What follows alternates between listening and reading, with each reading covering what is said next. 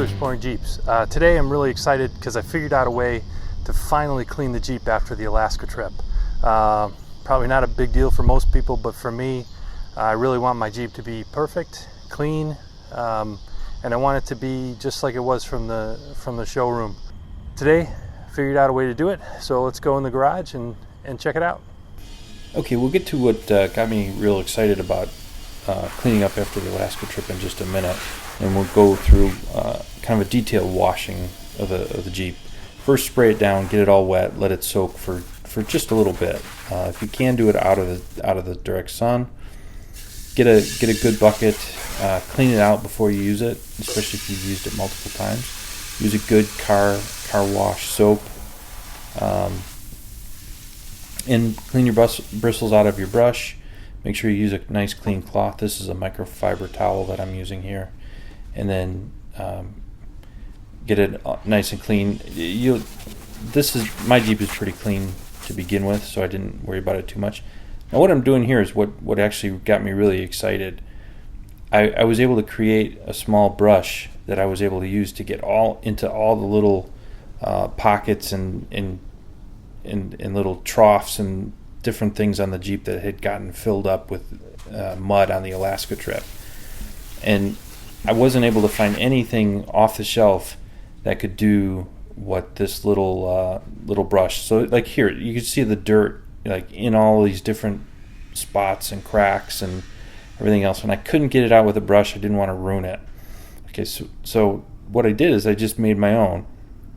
And I took some bristles off of just like a little dust brush, chopped them off, and I ended up at the end of it making two of these. One with, a number, half the number of bristles that you see here. That was even smaller.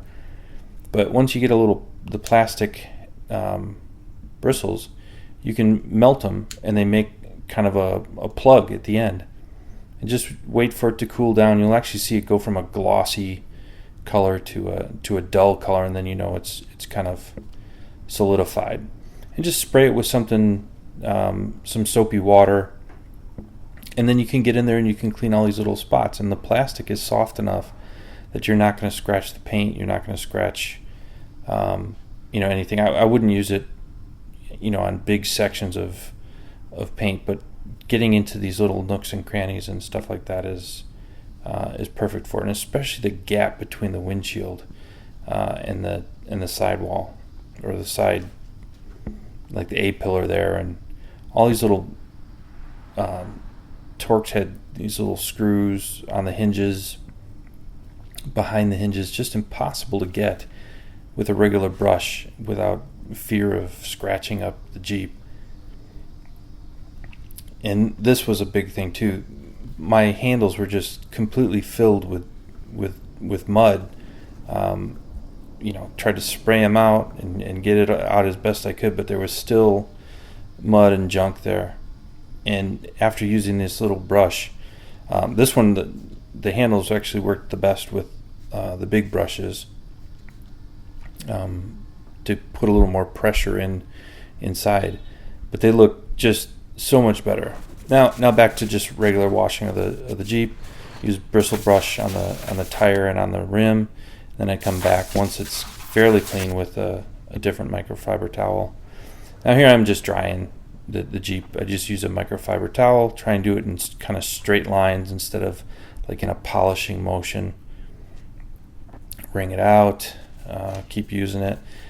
And then once I have that, I finish it off with a spray wax. What's beautiful about it is that you can spray it into the black plastic areas, and it never creates like the white powdery stuff that you get from like a carnauba wax. And what you do is you kind of work it in a little bit. Again, more straight lines than circles.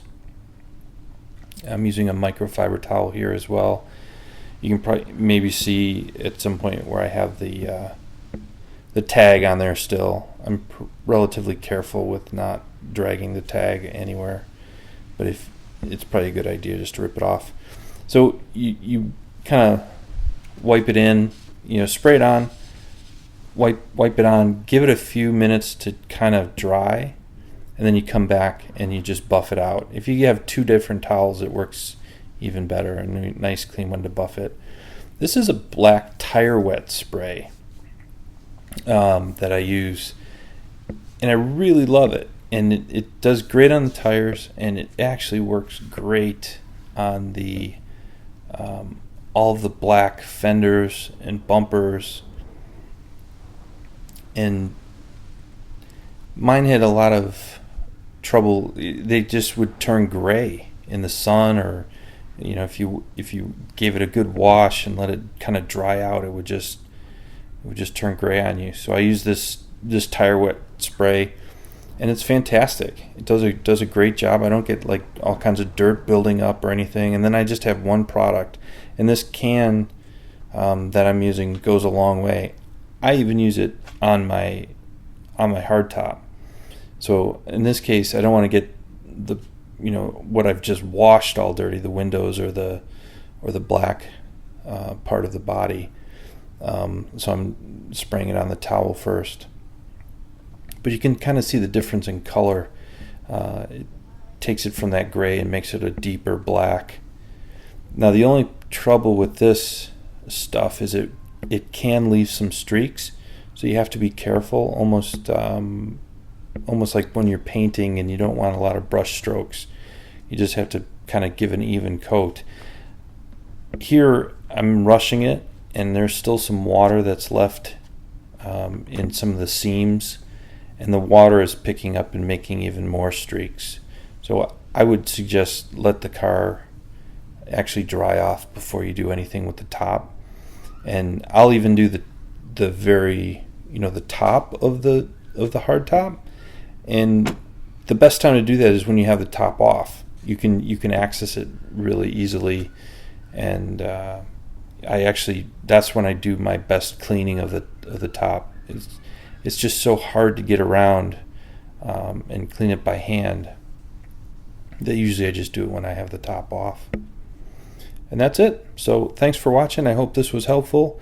And everybody doesn't have to clean like that, but for me, I like to do it every once in a while. Thanks.